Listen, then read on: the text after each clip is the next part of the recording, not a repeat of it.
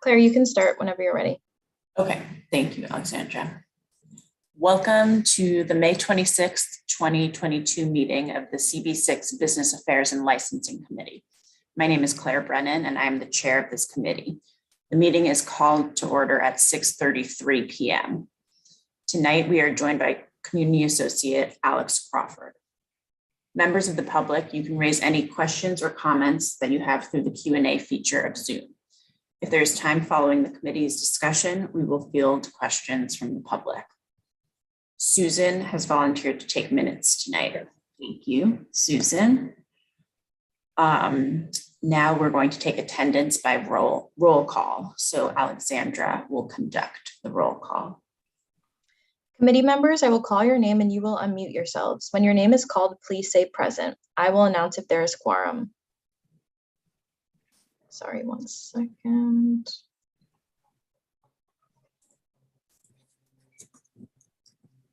Claire Brennan. Present. Charles Fernandez. Paige Judge. Actually, I believe Paige is excused for tonight. Anton Malner. Present. Seema Shah. I think she's excused tonight as well. Okay. Susan Steinberg. Present. Michael Devereaux. Present. Jeannie D'Onofrio. Present. John Keller. Present. Kevin O'Keefe. And Charles, are you there? Okay, well, we have a quorum. Great, thank you, Alexandra. The agenda for tonight's meeting was distributed ahead of time by the board office and appears on the screen before you. If there is no objection, we will adopt the agenda as stated. Members of the committee, if you object to adopting the agenda, you may raise your hand now through Zoom. I don't see any hands raised. So seeing no objections, the agenda for tonight's meeting is adopted. The minutes from the April 28th committee meeting were distributed ahead of time. If there is no objection, we'll adopt these minutes as drafted. Members of the committee, if you object to adopting these minutes, you may raise your hand through Zoom.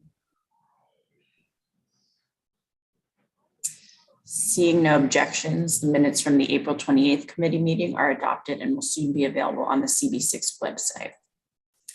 In order to conduct an efficient meeting, let's observe a few ground rules. No one may speak until granted the floor.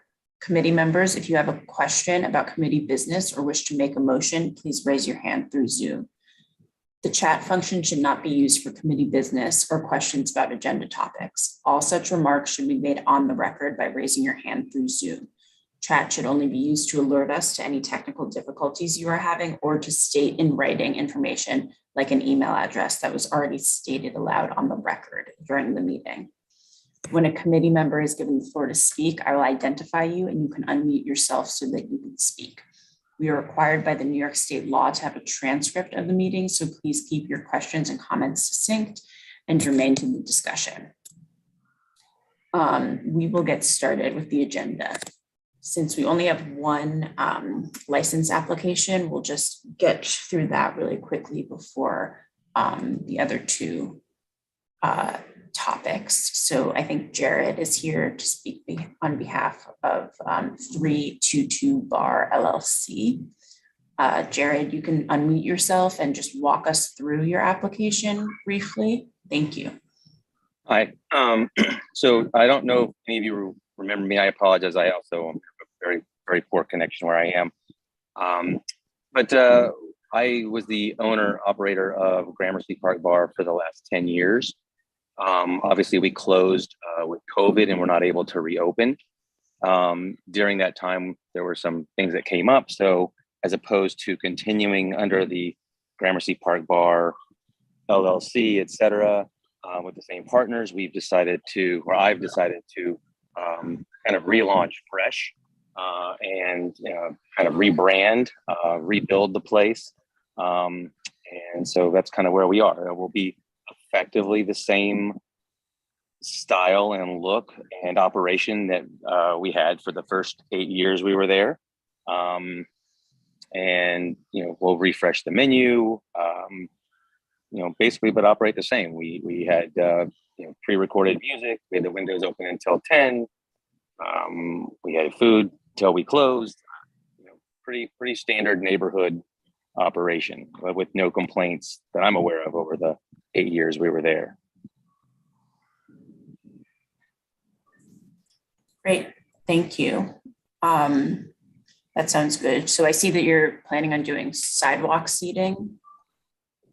Yes, we would like to take advantage of that. It was never an option before COVID because of the zoning on this street, and just feel like that's how you have to compete in this day and age with every other establishment in the neighborhood.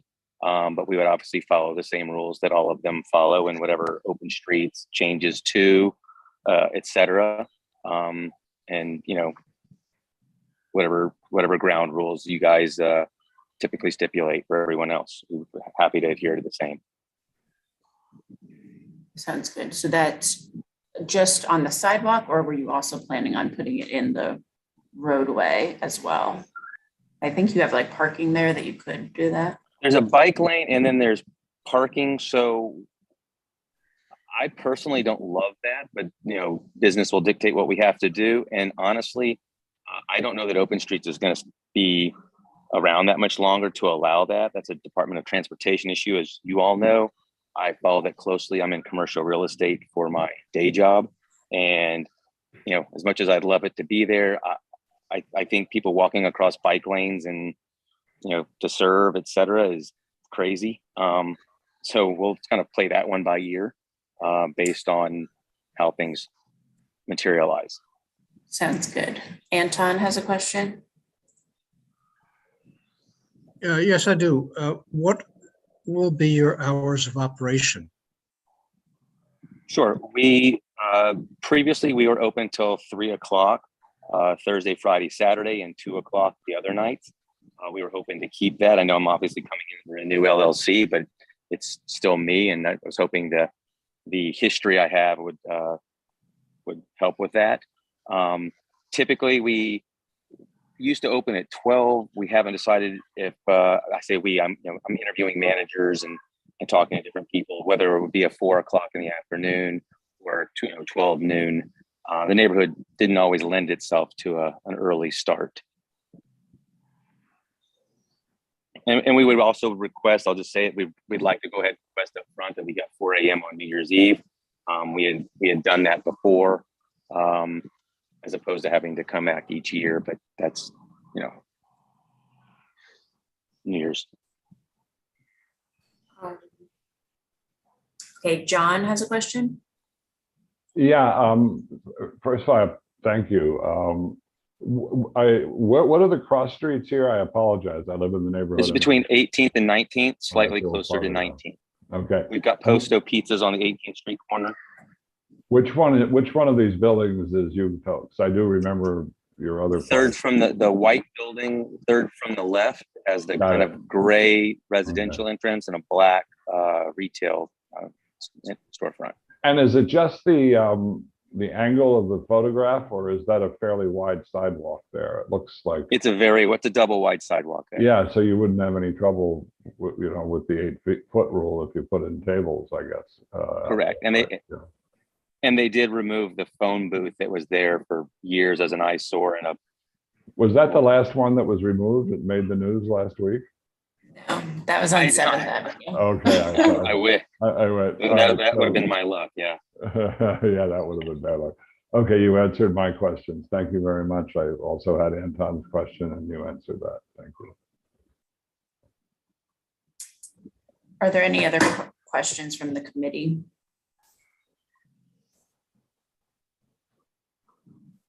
Or from the public too?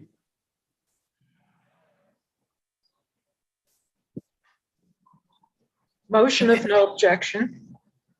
Thanks, Second. Susan. Second. Yeah. Seconded by Jean here, John, both of them. Alexandra, could you pull up the resolution template? Yep, one Thank you.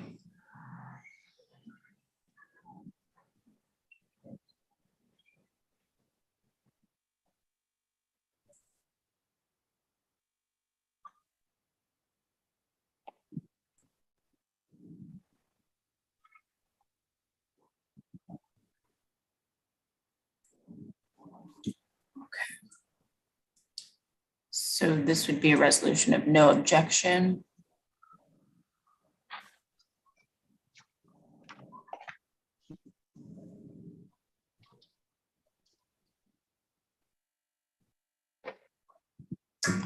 Sorry, and Jared Lack. And you're the owner, you said? Yes,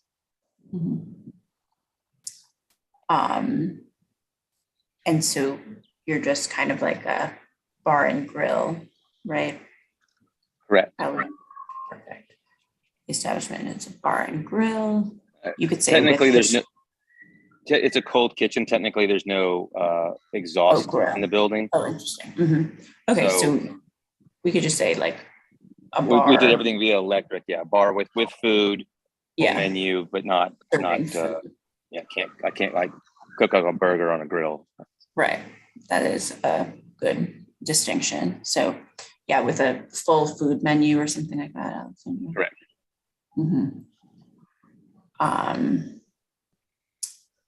And so this is what you're requesting for the operating hours, right? So 12 p.m. to 2 a.m.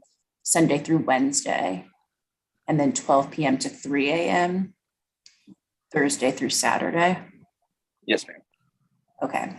And then thank you, Alexandra, who added the New Year's Eve clause to stay open until 4 a.m.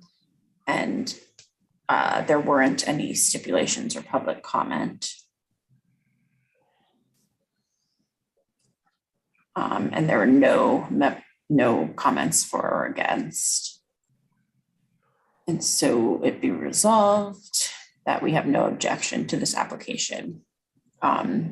Instead of voting, I'll just like wait a second. And if anyone wants to like vote any other way besides in favor, you can raise your hand in the next few moments. But otherwise, I'll just consider it unanimous. Okay. So I think that is it. Thank you, Jared, for joining us today. I wish I would. My pleasure. Thank you all for your time. I appreciate it. And good luck. Thank you very much. Good. Thank you so much. Have a nice All right. night. You too. Bye-bye. Okay, so that was easy. Only one, which has never happened, I don't think, since I've chaired this committee. Trying to think back years, I don't remember. Yeah, it's interesting. Maybe people are doing like summer breaks and we'll come back and swinging in the fall, but we can try to keep this meeting very short. But we do have a presentation here tonight from Daisy, who works with the New York Healthy Nail Salons Coalition. And she and I chatted with Alexandra last week, and she suggested we send out the articles that Alexandra sent out earlier this week or late last week. I hope you all read them because they were really informative, but Daisy's here to kind of just explain a little bit more about the issue and what their group is working towards, in particular, the Nail Salon Workers Act. So without further ado, I'll hand it over to Daisy. Alexandra has the presentation pulled up, and at the end of the presentation, we can kind of just have a dialogue. You can ask any questions that you might have. So thanks again, Daisy, for joining us tonight, and you can take it away whenever you're ready.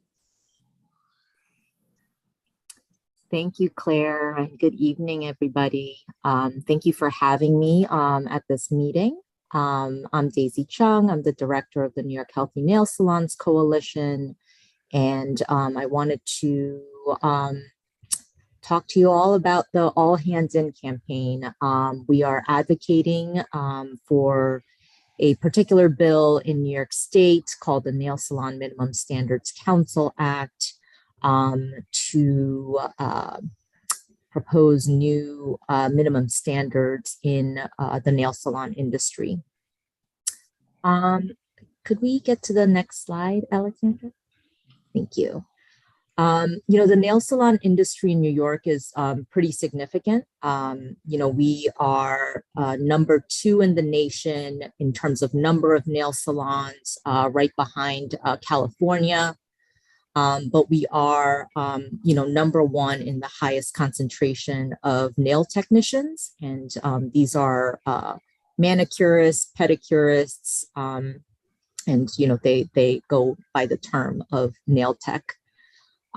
There are, particularly in New York City, we have the most nail salons in the state in this area.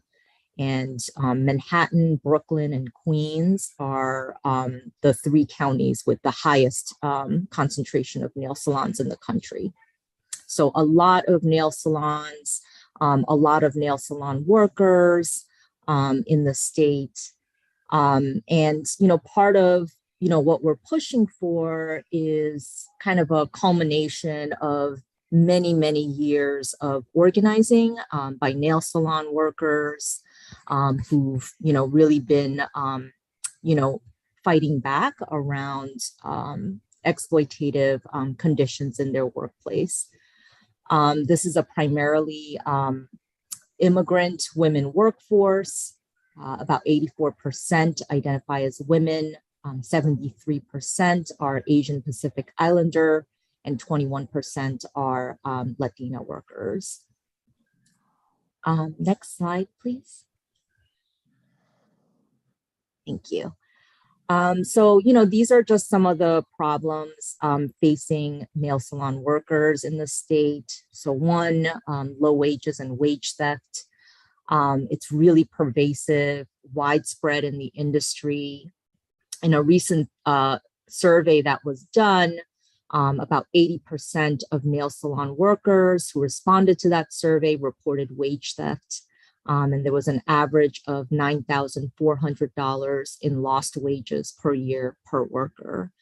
So a very significant amount of money that is lost through wage theft. Another, issue that nail techs, frequently come to us with are, unhealthy and unsafe working conditions. And this is lack of proper protective equipment, lack of proper ventilation. And, in nail salons, there are a lot of toxic chemicals that are used. And these chemicals have been linked to very serious health issues like miscarriages, birth defects, asthma, skin disorders. And, those unsafe working conditions not only impact workers, but also owners who are in the salon all day, as well as consumers who come to the salon for services. And then some other issues that workers have been facing has been around unpredictable scheduling, for example, coming into work and then being sent home, or, they'll have 30 hours one week and 20 hours the next. Lack of breaks has been something that's, really that workers have been very concerned about and has a negative impact on their health when they're eating in 5 minutes, and creates gastrointestinal issues and lack of paid time off, as well as discrimination. Next slide, please.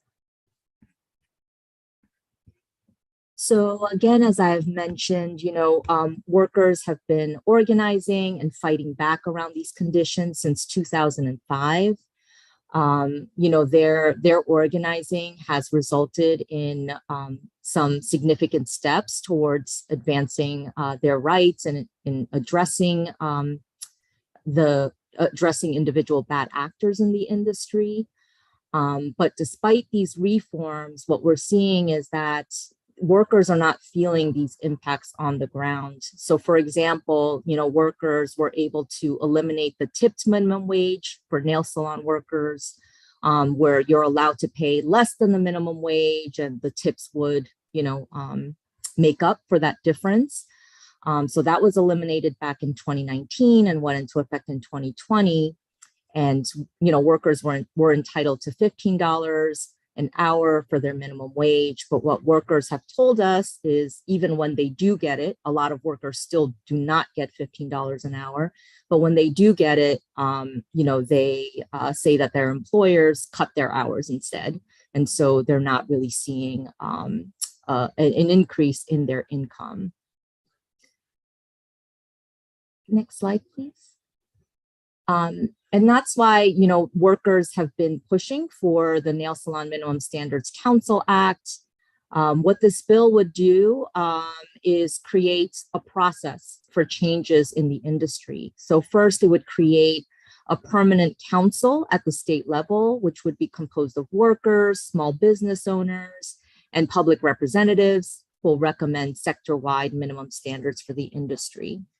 So the bill actually doesn't propose specific standards or laws to govern the nail salon industry, but rather it's about bringing together the experts who are the workers and the small business owners to come together and really figure out solutions to this industry. And then the second piece of this bill is to establish an independent committee of economic experts, and they'll study the industry and they will recommend a fair minimum pricing model for services within the industry. And the reason for this second body that's created is that, despite the high cost of doing business in New York, for example, in New York City and Long Island, we have the lowest prices for services. So for example, for a manicure than anywhere else in the country. And, this really traps, nail salon businesses in a vicious kind of cycle and a race to the bottom. And that's really driving down the wages for workers. It's really degrading consumer experiences in the salons, and it's threatening responsible nail salon owners, and threatening to put them out of business because, what a lot of employers tell us is that, I want to pay workers fairly and I want to be able to comply with all these standards. But if I charge more than the salon down the street from me, I will lose all my customers. And so, this has been something that, a lot of nail salon owners have told us in our conversations as we were thinking about this bill. Next slide, please. And then just in terms of what the impact would be if this bill was passed, this is really about building a new foundation for this industry. It's not sustainable, it's not fair for workers, and it's not fair for owners and consumers. What workers experience is, not in isolation. And so we're really looking at building that new foundation and new structure, and we need that because, poor working conditions have really persisted in this industry and hasn't improved in decades. We're really looking to empower the experts, workers, and employers to work with public officials. And they're really going to, be at the table to really think about what are the solutions that are tailored to the unique needs of this industry.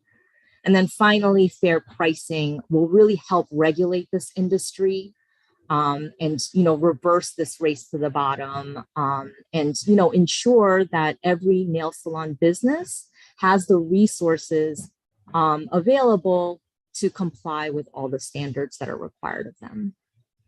Next slide, please. And then, we, as we're embarking on this campaign, we've been asking for support, not just from legislators, but from allies, from different organizations. And, there's a few ways that folks can support. So as individuals, it's really, calling your state representatives and asking them to co-sponsor this bill. We have a petition, and we are, growing a list of concerned consumers who want improvements to this industry. And then, of course, donating to the campaign so that we can continue working with workers in our organizing. And then finally, as we've been talking to different institutions and organizations, the kind of critical and key way that folks have supported us has been through letters of support or resolutions and other sorts of, similar actions that call on their state representatives to support the bill. Thank you. Thank you, Daisy, for coming and presenting us this information. It's really interesting what you say about the price difference of services. I am kind of in that time in my life where all of my friends are getting married and going to other cities where, the weddings are. And if I want to get a manicure, the prices are like so different and much more expensive. And, it's a service that's, someone is working on your body and toes. And I think that it's so true that the prices need to be higher. And as someone who gets her nails done regularly, I would be willing and eager to pay more, but it's interesting. I was wondering, in terms of the committee of economic experts, and I know that this bill isn't putting together specific prescriptions, but will they think like regionally and geography, based, and think of like the cost of living in the city versus somewhere like, Buffalo or Albany, and kind of take that into account when recommending these standards, because I would expect someone doing nails downstate would need a little bit more money and services are more expensive. Could you just speak a little to that difference? Sure. Yeah, absolutely. So in terms of this committee of economic experts, they would be required to look at regional differences. So when they're looking at the costs of operating the business and like making sure that there's a reasonable return on investment, they are looking at those cost differences in different parts of the state. So yeah, there's definitely, it's specified in the bill that they would need to do that. Yeah, thanks again. Jeannie, did you have a question? Oh, you can. Yes, I did. Thank you. Daisy, thank you for the presentation. I commend you for your work. A couple of things. If I'm looking at the math correctly, so the hourly wage for these workers does not even cover the cost of a manicure, right? So the math is like really skewed, where somebody's getting 13 something an hour and a manicure costs pretty much the same. That has to impact the business owners, and which is causing this friction between the two, between the employer and the employee. So this council has to look into that and figure out ways. Two questions for you. One is the petition. Is that online? Is that a digital petition where you can kind of go on and just put your name and address in? And if it's so, could you share that with us so I could, use my social media accounts to, get names on that petition for you? I think it's really important. Yes. Okay, great. No, thank you so much for that. I actually had another question, but I totally forgot, but it will come back in a minute. So, but anyway, thank you.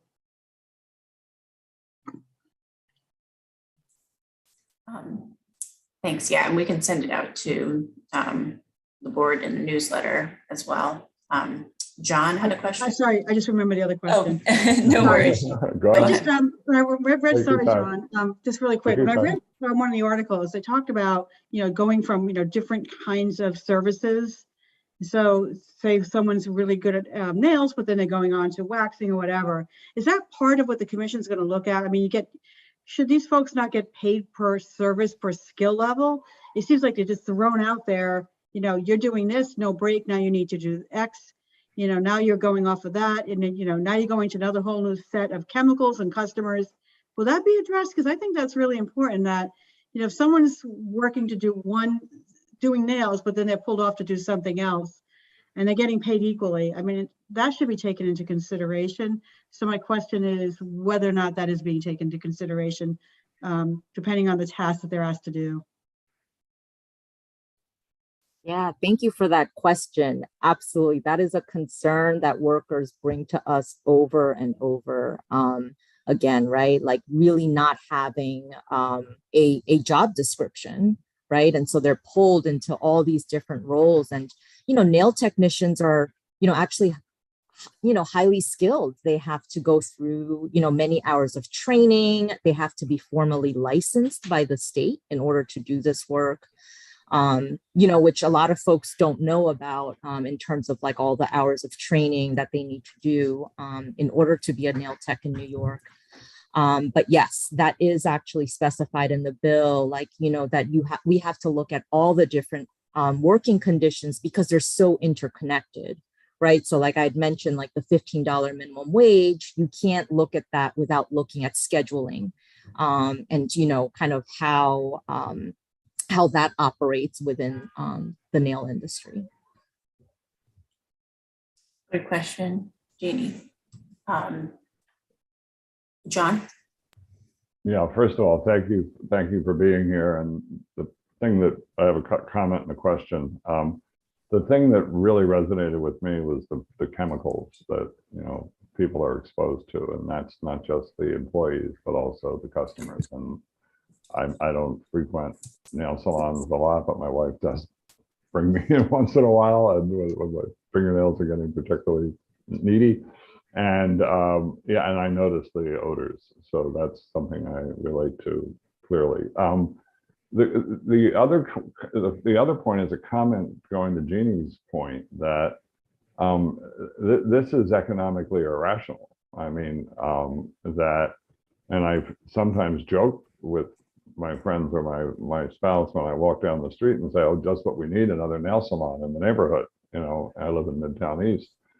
And I'm just trying to, before I get my final question, is there any hypothesis as to why, and I have a business background and all that stuff, and I'm used to looking at rational markets and markets, rationalizing themselves and taking care of themselves. Are there any hypotheses as to why this occurs in this industry? Because it doesn't make sense. Yeah, absolutely, John. It's a very irrational, it's a market that is simply not working, right? Because the economics just don't work. I mean, when you just add everything up, it doesn't make sense. And part of the reason for this is, one, there's been just a lack of regulation in this industry.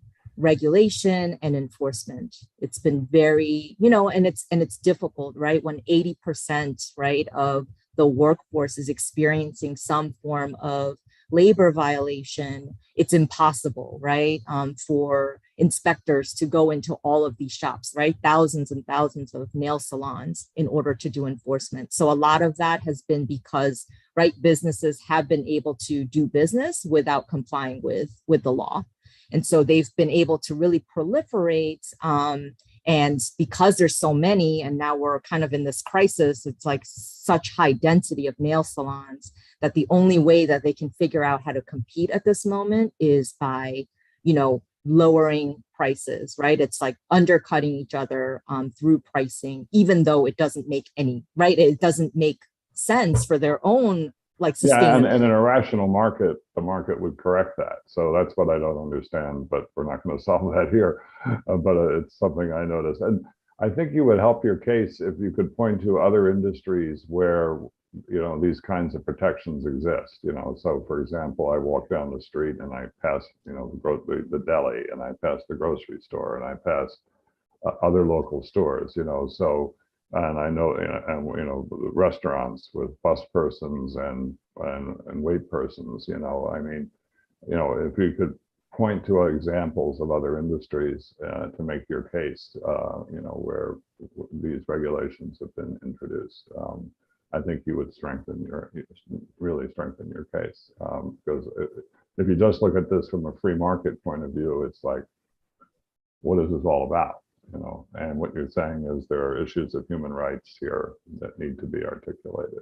I think. Thank you for being here and thank you for your work. Yeah, thank you. Susan has a question. Oh, Susan, you're on mute. Before I ask my question, John, the reason there are so many salons is because the demand is high. I don't know if you've ever noticed what goes on in the summer, but there you can hardly get in. So, you know, it's Okay, well, that's an answer. responding to a demand. Okay. But usually when there's a high demand, you know, the market rationalizes itself with pricing and, you know, but I'll just be quiet on that. That's usually what happens. Okay. Be quiet, John. Just teasing. Okay, my question, Daisy, is on the subject of wage theft. Could you say a little more about that? Is it the employers who are stealing the wages? What do you mean by that? Yeah, yes, it is wage theft through their employer. And so there's a variety of ways that happens. You know, sometimes it's just, they're just not complying with the minimum wage laws. And so they'll be paying less per hour. This industry is also, there's all sorts of various schemes of how workers are paid. And so, for example, you know, owner will say, all right, you're going to work at the salon from, you know, 11 a.m. to 8 p.m. and I'm going to pay you $50 for the day. Mm-hmm. And so, you know, and part of that culture has also been because of like the tipping, right? The practice of tipping. And they'll say like, well, you'll get $50 a day as your base pay, but then you'll get tips on top of that. And, you know, that really like depends on whether, you know, the tips actually make up that difference. And a lot of times they don't. So that's one. And then there's also a practice of designating employees as independent contractors in this industry. And so that really like takes away all those protections, right, under labor law from these workers. And, you know, a lot of, you know, some people like are not aware of their rights. Some folks are very fearful of, you know, pushing back, even when they do know it's a, you know, violation of their rights. And so all of these kind of factors, you know, lead to wage theft. But there's a number of ways that wage theft happens in this industry. Thank you. But yes, the employer. Thanks, Susan. Michael? Thank you, Daisy. You know, this is like organizing 101, right? It's kind of, you know, the exploitation of the worker. And this is what you see a lot when you have a big community coming from other countries, and whether it's on a work visa or they're trying to apply for citizenship, you know, they're afraid to speak out, right? Because they're afraid of what the employer is going to do. And in turn, they're exploited. And not every business, and it's not fair on the business owner who's actually, you know, running the correct business with the proper wages and everything. And then another business can undercut them and make it cheaper because they're paying their employees less, you know. And hopefully, I don't know what if the unions like the Central Labor Council have been helping and getting involved, but I hope that these large bodies of, you know, organized unions are helping out with this, because it's important. It's important to protect the worker, and especially people who are just trying to put money, you know, put food on their table for their family. And you see it a lot in construction. You know, you see these huge developers that underpay their workers and don't give them health insurance, and you know, they can provide a service for a lot less money, you know, than the person who's paying their workers fair wages and good benefits. And you know, it's important that the city gets involved and really, you know, makes an example out of the business owners who aren't doing the right thing, because I think the other business owners will fall in line. And hopefully we can help with that, or, you know, hopefully this bill helps with that. You know, I know my I go for a pedicure every now and then, and I love the people in the nail salon. They're great. They're hardworking. They're there long hours. They work 6 days a week, maybe 7.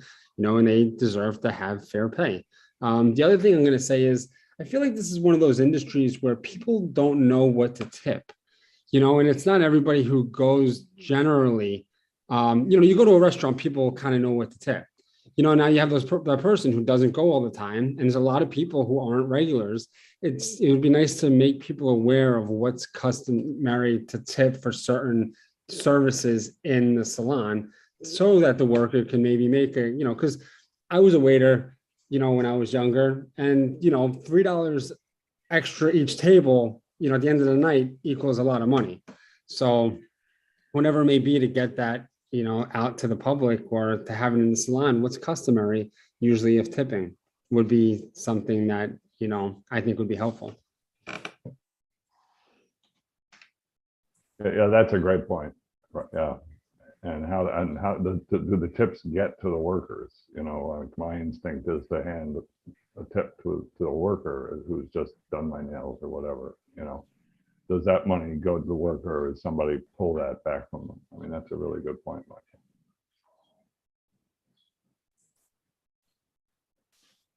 Yeah, John, thank you, Michael, for sharing. And John does bring up a good point. I think, so in terms of tipping, like, in your conversations, have you heard, if you do hand a cash tip to the person who just did your nails, does the business owner, and I know it varies from business to business, but does the business owner, are they able to like grab that from, the worker, or are there ways to ensure that the tip goes directly to the worker if that's not happening? Yeah, I think that varies by like individual employers, in terms of tipping. There are some, sometimes like folks will still try to get around the kind of elimination of the tipped minimum wage in this industry, where they'll be like, okay, I'll pay you $15 an hour, but, you're not going to get any commissions or, things like that. But if you do want that, then you'll have to take less, right? In terms of a wage. And so there's like different ways that folks kind of, figure out, how to squeeze, right, the most out of workers. I can't say that like, that happens like everywhere, and there's like, there's just like a lot of business owners, right, are approaching this in different ways. I think in terms of tipping, like we always say, like we always encourage folks, to tip well. And I feel like, don't quote me on this. I know we're recording, but 20% is like a standard, right, in the service industry generally. But what we and tipping is always encouraged to thank your nail tech. But, we want to make sure that, someone's livelihood is not, at the whim and the discretion of a single consumer, but rather, it's a responsibility of the employer to make sure that, this worker, comes to work and they can be sure that they can make rent that month or, buy groceries for that week. And so, we really want to make sure that responsibility, lies on the employer. And so like, the part of this bill is like, hey, let's figure out like, what are the things that need to happen so that this industry works for both workers and employers? Because, the workers we work with don't want these employers to go out of business, right? This is like where they work and, where, they provide for their families. And so, I think that there's like this real desire to, come to the table and really, try to figure out solutions. Yeah, that's a great point. Thank you so much. I'll open it up to folks. We have 3 attendees if they want to ask a question, but I was wondering if you could elaborate a little bit more on the bill and, thinking about, I think Alexandra reminded me that the session is about to come to a close. Is it like a chance that it will have a vote, or what's like the status for this session? If you could just elaborate a little on that.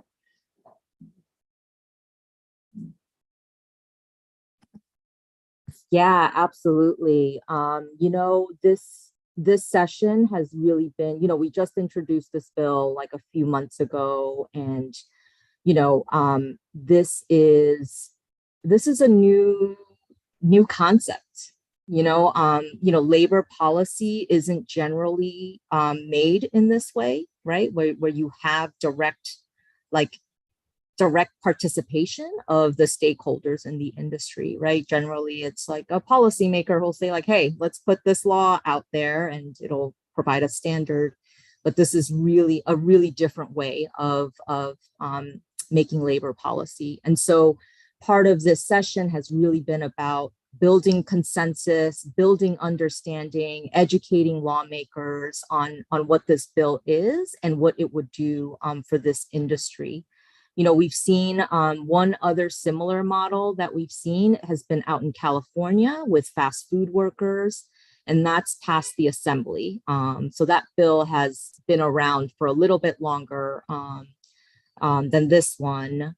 But it's really, this session, we really wanted to focus on really deepening the understanding and why such a structure for creating labor policy is important, particularly not, for nail salons. Yes, because, we really think that this is a unique industry that's like no other in the state and needs this kind of, focused attention.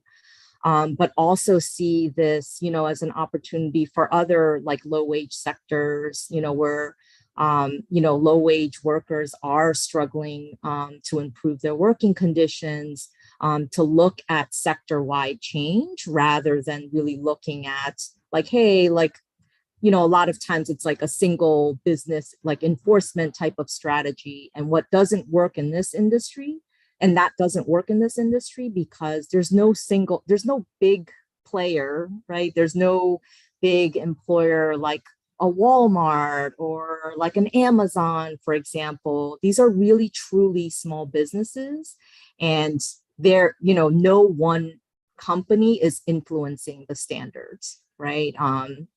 And so, we see this as a model for other sectors that operate in a similar manner. So a lot of education, we're building, momentum. We see this as part of, it really leading into next year's fight as well, next session's fight as well. But, workers have been, we just went up to Albany a few days ago with 70 workers, and, they, and as well as nail salon owners, so we've been building more, alliances with nail salon owners who, also agree that this industry is broken, and we need to do something to fix it. So yeah, we're building momentum, building allies, talking to folks like you all, yeah, and we're looking forward to the next session as well. Yeah, that's great. I was just thinking timing wise, if we as a committee decide to, resolve and write something in support, it's good to know that we can kind of craft it over the summer, and then it's not a rush for the end of this session, I guess. But just hearing you respond made me wonder, are you talking to any city council members? Just in terms of New York City in particular, have there been, I'm just reminded of the Deliveristas who kind of came together and got some bills passed that were kind of similar kind of quality of life, necessary things just in the city. But I was wondering if you had any communication with council people or anything. Yes, absolutely. We also see, city council members as, kind of critical allies. And it's it's an industry that really impacts New York City.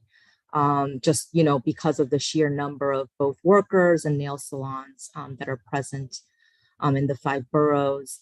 So we are working with them.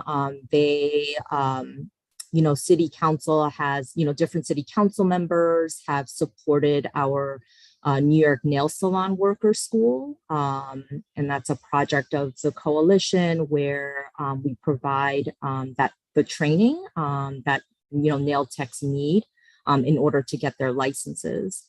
And so, that's something that city council has supported. And, we really see, right, we've seen workers, without licenses being even more vulnerable to exploitation on the job.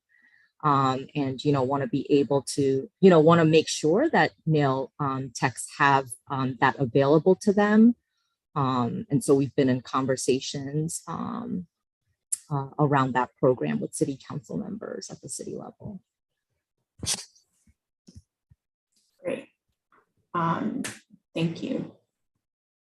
I don't see any other hands up or hands from the public.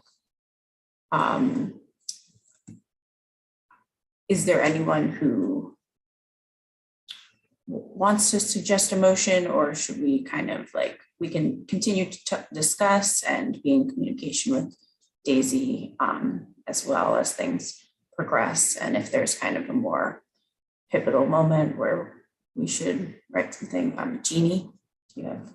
Sorry, one more question about the community boards. Have any other community boards been, have you had any other resolutions or any resolutions from other community boards in Manhattan at this time to support this?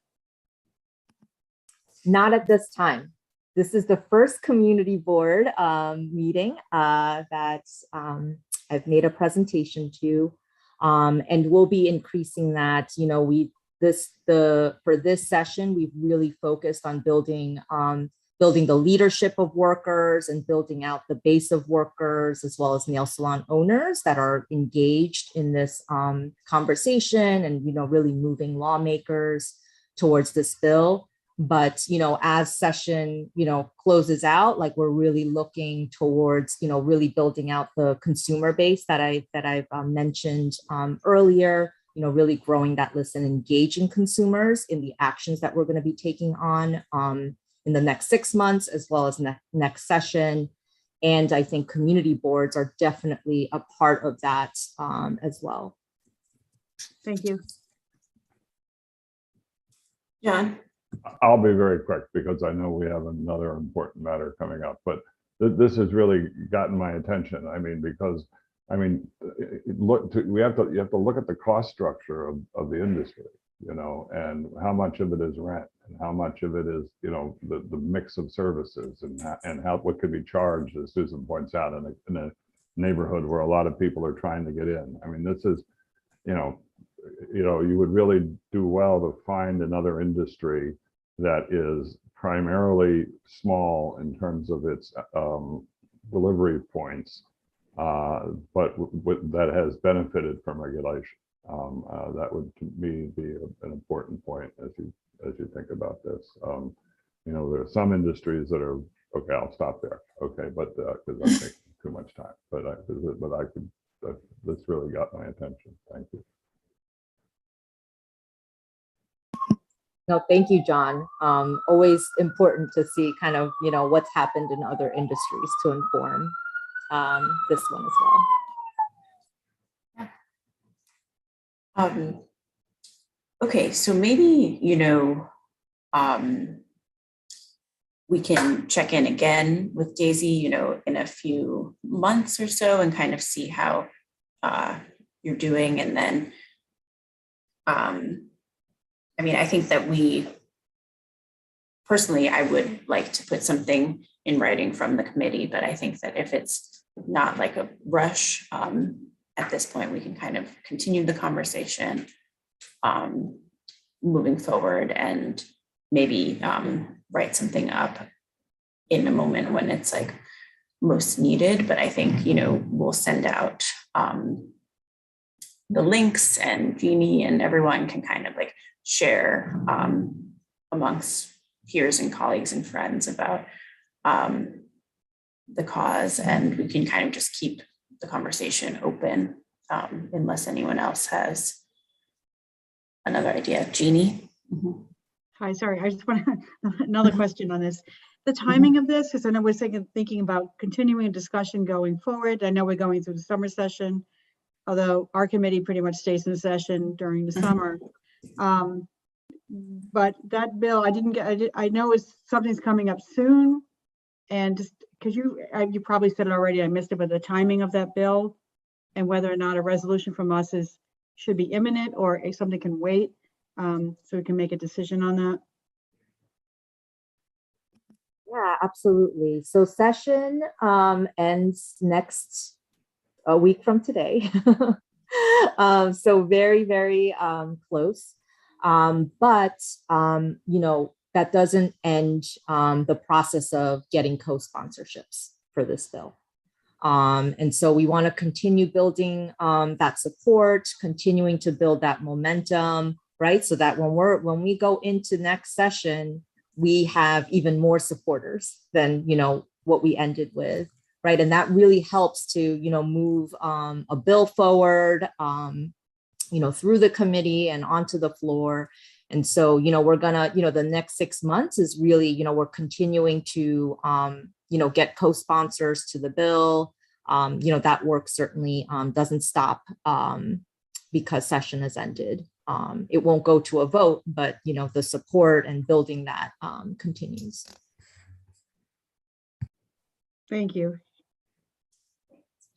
Yeah, I think that we can kind of, you know, just thinking about the timing, and even if we wanted to get something in before the end of this session, I think it doesn't work because we would have to bring it to our full board anyway, which meets after the session ends. So I think that this can be something that we would bring up again, like after the summer, maybe in September, as like we have a section at the end of the meeting for old or new business. And, you know, I can communicate with you, Daisy, and, you know, share an update with the committee, or you're always welcome to join and be here to kind of provide an update. And from there, we could be able to like write a resolution and then present it to the full board. I think that that's not out of line for me as the chair to suggest, but I think that it kind of can just be an ongoing discussion that hopefully would lead to a resolution that would support the efforts. But yeah, from this point, I would encourage the committee members to share the articles that we read, and, you know, share the website just to get the word out even more, because it sounds like that's what Daisy and her group are working towards in the coming months. So thanks everyone for your thoughtful questions and comments. And Daisy, again, thank you so much for joining us and answering our questions and sharing about your work. We really appreciate you. Yeah, thank you so much for having me. And I absolutely loved all the questions. I told you they would have some, and they would be good. Sometimes I get questions and I'm like, oh, you know, but these questions were, you know, really, you know, were really great. I really, you know, I really enjoyed engaging with everybody on this issue. And I'll send, Claire, I'll send you and Alexandra the link to the petition to share with the rest of the committee. Wonderful. But thank you, everybody. Yes, thank you so much again. All right. Thank you. Have a good night. You too. Take care. Thank you. Bye-bye. Thank you. Bye, Daisy. Great. Thanks, everyone. Again, I think it's okay that we don't have a resolution now, but hopefully That was very good though. Thanks. we'll be able to. Oh, sorry. What was that, John? Say that was very good. Thank you. Oh, yeah. I thought you I were- seldom get thrown back to business school cases, and this brings me back to 2 or 3 cases that I'm going to reread in the next few days. Exactly. Yeah, I think we can all kind of think about it. And I do think it's interesting. I didn't really appreciate, a statewide kind of campaign versus maybe we can put some things together that's really like New York City focused specifically, because I think that there is a difference between that. So to be continued, we'll be in communication. Daisy, she's been really responsive to us. So just wanted to get the conversation going here. Now I've been talking a lot, so I'm going to hand it over to Anton, who has led this effort. And Anton, yeah, you can take it away. Thanks again. Well, thank you very. I'd like to thank the people who went up on Google Documents and made comments on the resolution. And I've tried to incorporate everything in the comments, and I think that Alexandra has put the final version with all the comments and that we've had, plus from the restaurateur that visited with us last month. And I wonder if there's any more questions before we, one, either might make minor changes now, or two, make a resolution to bring this to the full board for their consideration. Anton, would you like me to display it on the screen? That would be nice. Okay.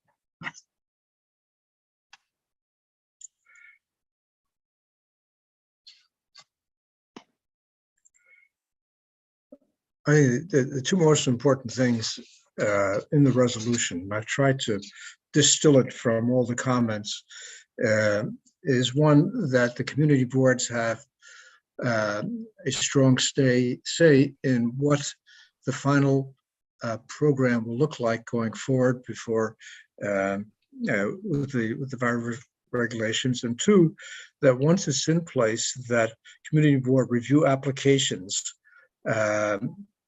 and recommend, as we do right now for both liquor licenses and for sidewalk space, whether they should be granted or not, and under what conditions, if they are granted, that they should be granted. And I think, again, because I've heard a lot from other community boards and public forums, each community is different. Each community has its own issues. Each community has problems and other things that would like to be addressed within this open restaurants program, and you can't make one size fit all. So this is where I feel that the local community board should have the most impact.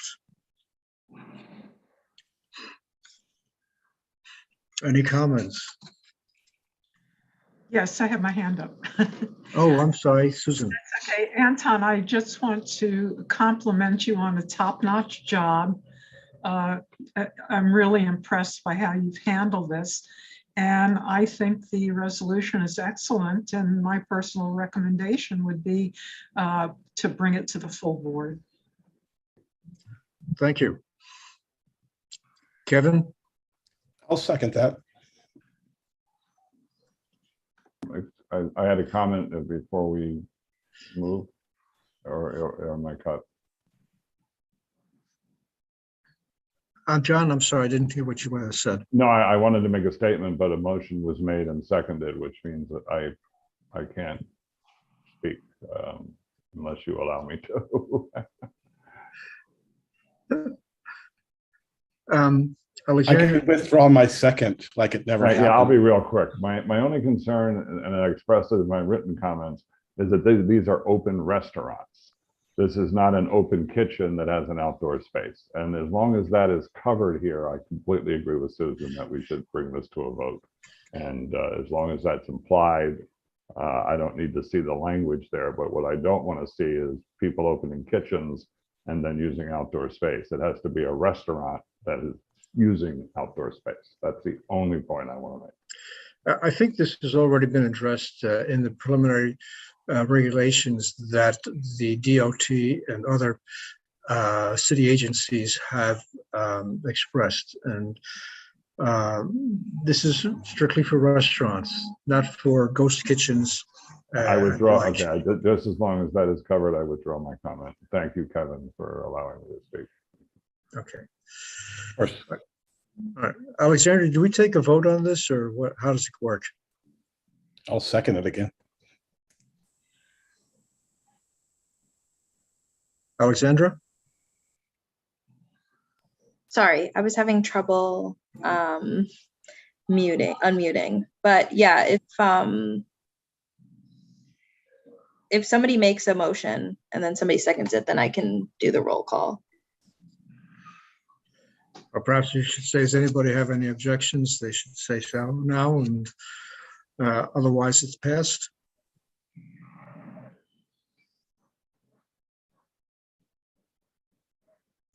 Alexandra?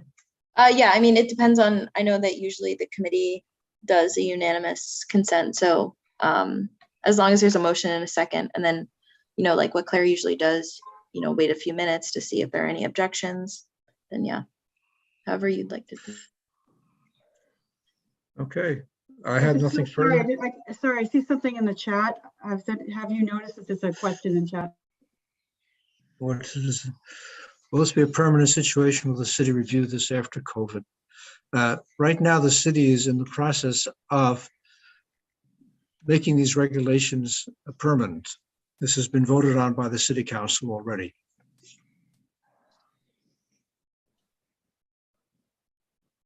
And regulations are in draft now. It's being reviewed by various sitting agencies, and particularly the Department of Transportation.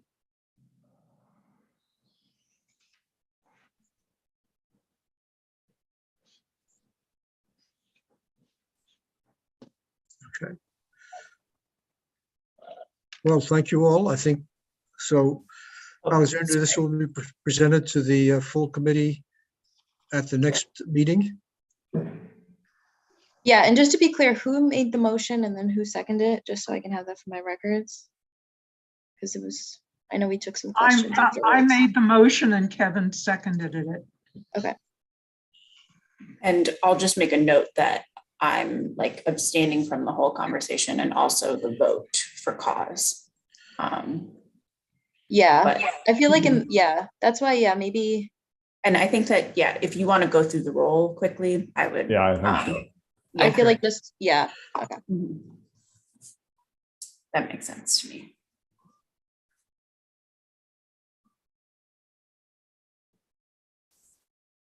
Are we going to have a roll call or what? Yeah, I think Alexandra, if you don't mind just taking the Yeah. roll for this one, because it's, you've been working so hard, Anton, on it, and I think it deserves the full procedural, you know, steps. Okay, so I'm gonna go through the roll call. Please tell me how you vote on this resolution. Claire Brennan, Abstain for cause. Anton Malner, In favor? Susan Steinberg, In favor? Michael Devereaux, In favor? Jeannie D'Onofrio, In favor? John Keller, In favor. and Kevin O'Keefe. I'm in favor, and I'm sorry for my tardiness tonight. So with that, the resolution passes with 6 in favor and 1 abstaining for cause. Thank you, Anton. Thank you, everybody. Yes, thank you, Anton. Yeah, thank you very much, Anton. That was really, really well done. Thank you. Mhm. Yes, I can't thank you enough. So finally we have something to bring to the board just in the nick of time before summer. So it's very exciting, and thanks Anton and everyone for working on it and collaborating with Anton. I'm gonna waive my report, and I don't have any old or new business, but if anyone on the committee has old or new business to bring up, you can now. And if no one does have any old or new business, oh, I guess some old business might be thinking about the summer months. And I think we're scheduled to have a June meeting still. Hopefully we can get a quorum for that. And then I'm going to talk to Kyle about maybe some alternative summer plans than having 2 meetings in the summer. But I wasn't able to talk to him before this meeting, sadly. So I'll just communicate with you all on email with what we come up with. But if there are no other pieces of business, someone can move to adjourn the meeting, and it doesn't need Motion a to adjourn. Second. Thank you, Anton, for good measure. So seeing no further business, the meeting is adjourned at 7:43 p.m. Thank you. Good meeting. Thank you. Thanks for a Thank really you. interesting discussion on the nail salon and the motion. Thank you. Definitely. Thanks, John. Night, for- everyone. Thank you.